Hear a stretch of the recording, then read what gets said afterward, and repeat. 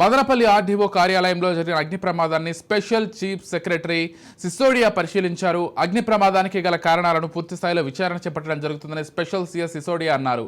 రాష్ట్ర ప్రభుత్వం ఈ విషయంపై చాలా సీరియస్గా ఉందని, అగ్ని ప్రమాదానికి గల కారణాలను త్వరితగతిన గుర్తించి బాధ్యులపై చర్యలు తీసుకోవడం జరుగుతుందని తెలిపారు.